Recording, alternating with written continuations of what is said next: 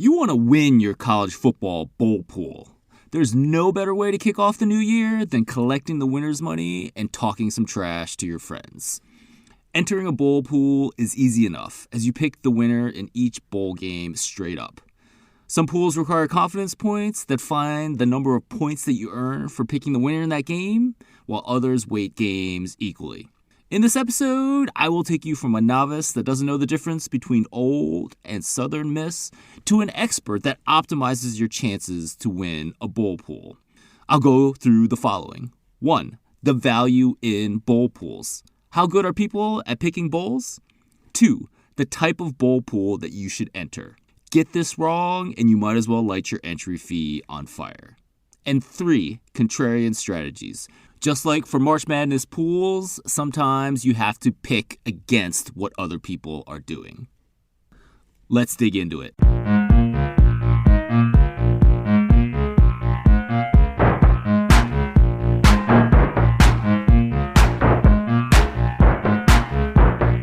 If bowl pools were efficient, people would pick games roughly with the win probability of the favorite. For example, consider a game like Michigan versus DCU this year.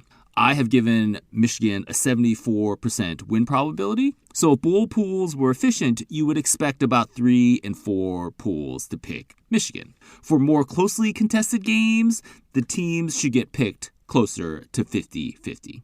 For example, I have Wake Forest as about a 1.5 point favorite over Missouri. So we would expect a bit more than half of the people to pick Wake Forest over Missouri. We can check the efficiency of bowl pools by digging through the pick distribution on a large site.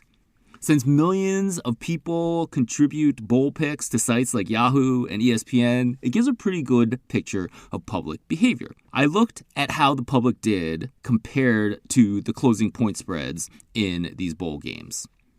When you look at the data, the public is pretty good at picking the winners in large point spread games. They get the favorites at about the right rate.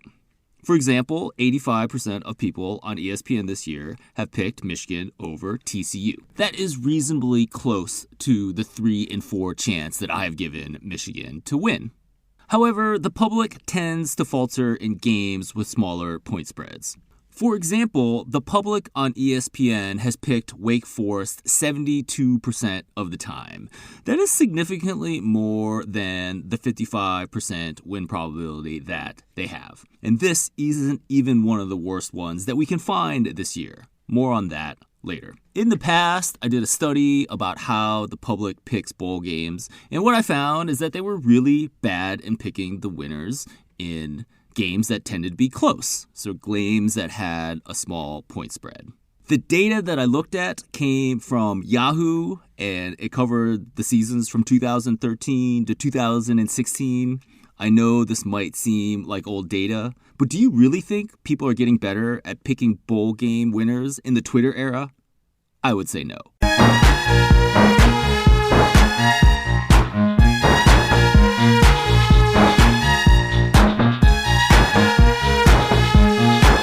With the recognition of value in bowl pools, the next step is finding the right pool.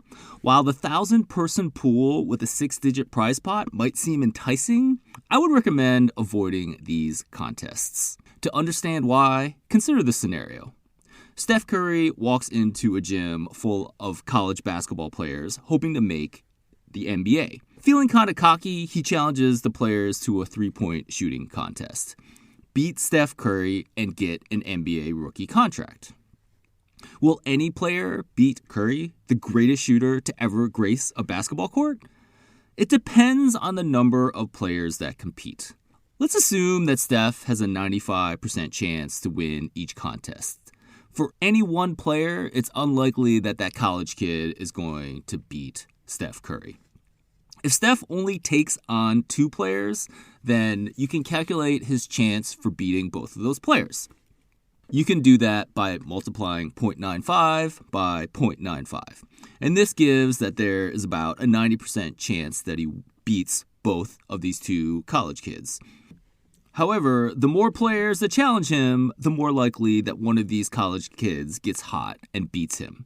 For 3 contests, the probability that Steph wins them all is 0.95 raised to the 3rd power.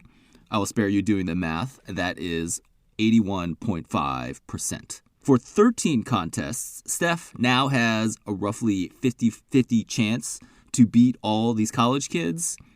If there are 50 college kids there, now he has about a 7.5% chance to win them all.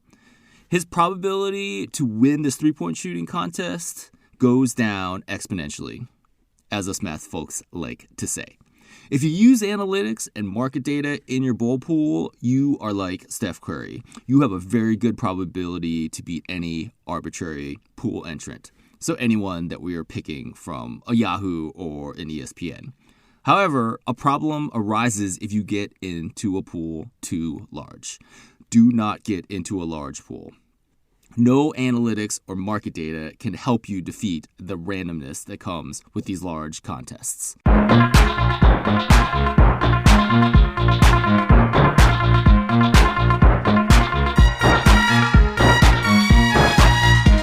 For intermediate-sized pools, you might ask whether you can increase your win probability with contrarian strategies.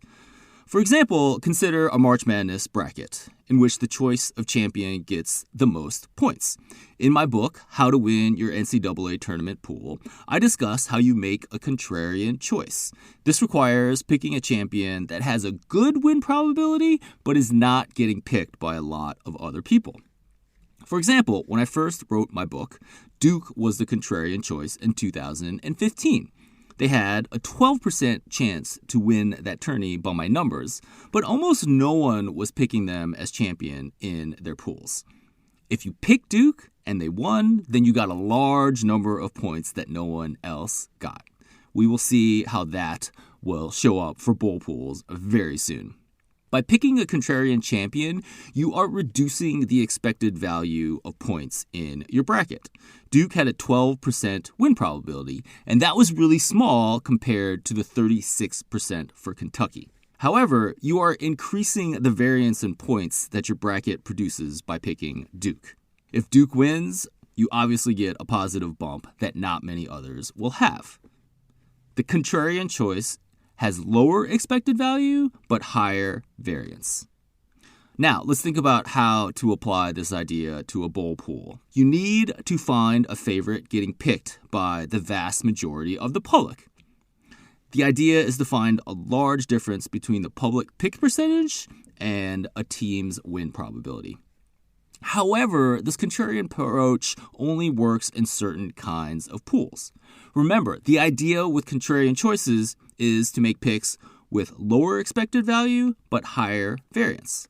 Let's suppose you have a pool in which each game gets weighted equally, and you make a contrarian choice. For the sake of argument, let's just go with Missouri over Wake Forest. Wake is getting picked by 72% of the public, but Missouri has a pretty decent 45% chance to upset them. If each game is weighted equally, you actually haven't changed the variance. I'm going to get technical for just a sec, but you can think about this game as a Bernoulli random variable with parameter p. P simply is the probability for the favorite to win. If you pick Wake, your p is equal to 0.55. When you change that choice to Missouri, your p is now 0.45. The switch from Wake Forest to Missouri is lower expected value, simply because 0.45 is less than 0.55. However, the variance remains the same. The formula for the variance of a Bernoulli random variable is p times 1 minus p.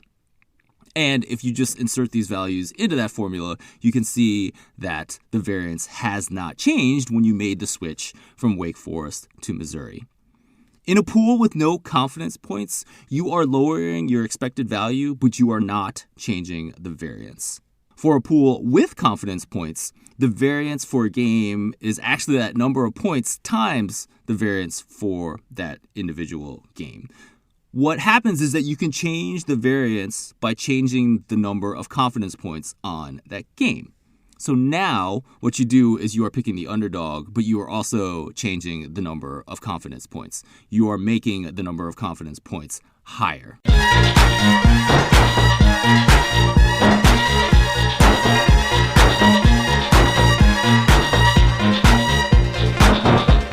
Wake Forest versus Missouri was just a toy example for the 2022 bowl season.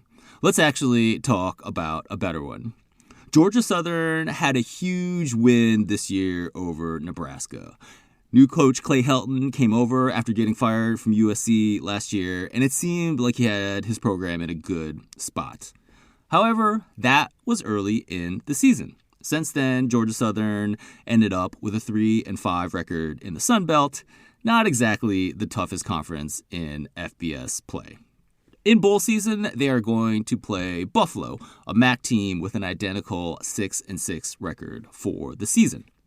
I'm not sure what's going on with the public pick percentage in this game, but 75% of the public is picking Georgia Southern.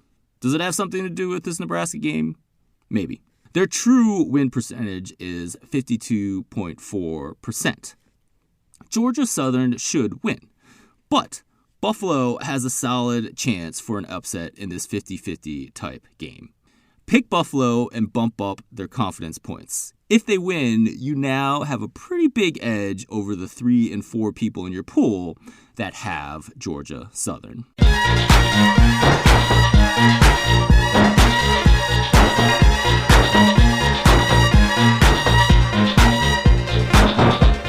My name is Ed Fang, your host for the Football Analytics Show, and I just wanted to leave you with my 3 main points for how to win your college football bowl pool. 1, there is value in college football bowl pools. The public has no idea what they're doing picking bowl games in close games. 2, do not get into a huge pool. Someone will get lucky and beat you. 3, contrarian strategies don't work in pools without confidence points. Get into a pool with confidence points and then look for these games in which you can pick an underdog. You now have all the tools that you need to win your bowl pool.